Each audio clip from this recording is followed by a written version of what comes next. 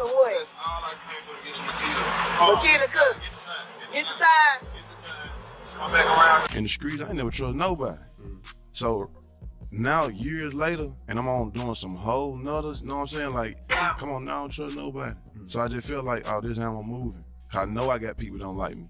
Plenty of, I don't even care. I don't even give a damn. That's what the whole thing is about. Like me, I don't give a damn about it. I'm finna keep on doing what I've been doing. In the quiet moments before a storm, there's often calm.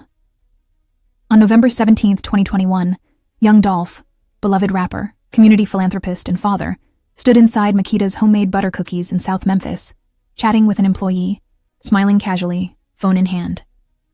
Surveillance footage from that day, recently played during the trial of his accused killers, reveals a haunting truth. He had no idea he was about to be ambushed. No fear, no paranoia, just a man getting his usual cookies. But outside, fate had already been set into motion. The footage, now viral in 2025, has reignited public interest and sparked fresh theories about what really happened. It shows Dolph in his final minutes before two gunmen, later identified as Justin Johnson and Cornelius Smith, opened fire with ruthless precision. They arrived in a stolen white Mercedes-Benz, unleashed a barrage of bullets through the store window, and vanished. Dolph was hit 22 times. The community he loved and gave. Back to was left in shock, but the story didn't end there. It only began. The footage that changed everything. While still images had floated around social media since 2021, the full surveillance video was held until the courtroom showdown in September 2024, where it was used as a key piece of evidence in Justin Johnson's murder trial. The footage painted a gut-wrenching timeline. Dolph, calm and unarmed, moments from death. His brother Marcus Thornton was outside, caught off guard as the gunfire erupted. This wasn't just a shooting, it was an execution. The bakery staff member, seen fleeing toward the back, acted just seconds before chaos ripped through the glass. The video also shows something even more disturbing in hindsight, how routine it all felt.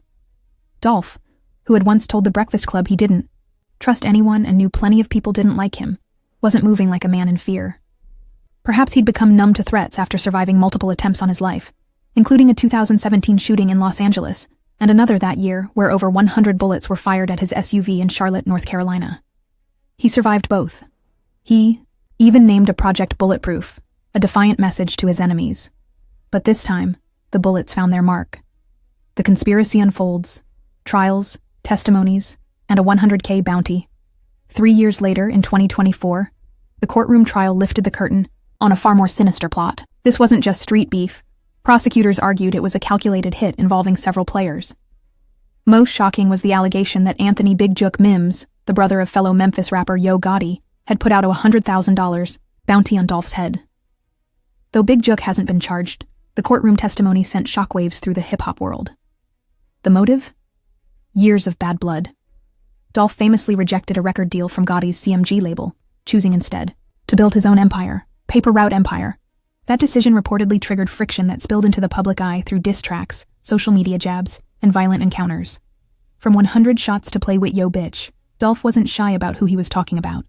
The feud escalated. Further in 2017, when CMG artist Black Youngsta filmed himself in Dolph's neighborhood strapped up, hunting for his rival, the tension between Paper Route Empire and CMG became less about rap and more about survival. But what stunned courtroom observers the most was Cornelius Smith's testimony.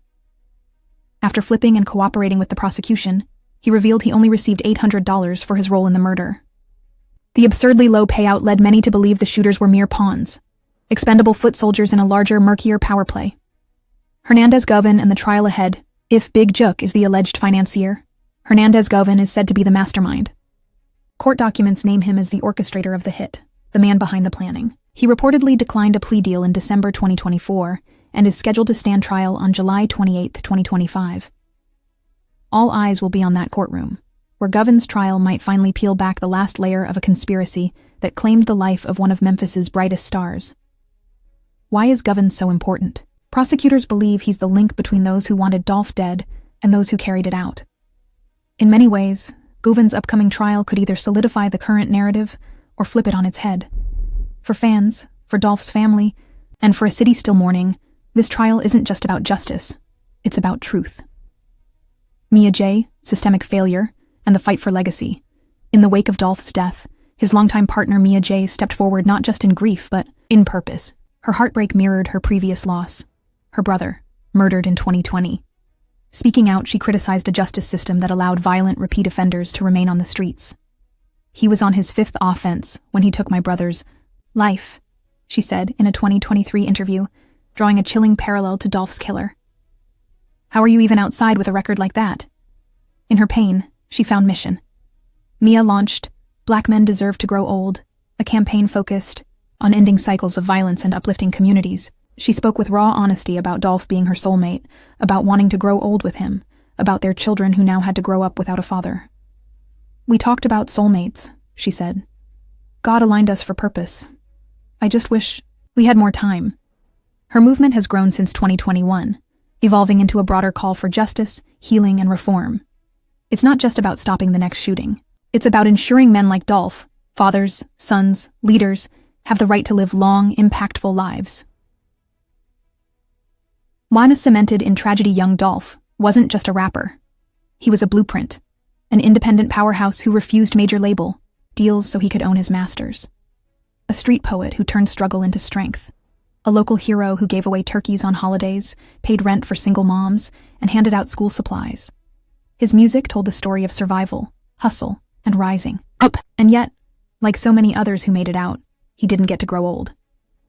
As the newly released footage makes its rounds, it's easy to see why the internet can't stop talking. This isn't just about what we lost, it's about how we lost him. A man targeted not just by enemies in the streets, but by systemic failures and cultural rifts that run deep in America. In the end, Young Dolph's final moments are a reminder. Life can change in an instant. Legacies can be built on, principles, and even in death, some voices refuse to be silenced. Rest in power, King of Memphis.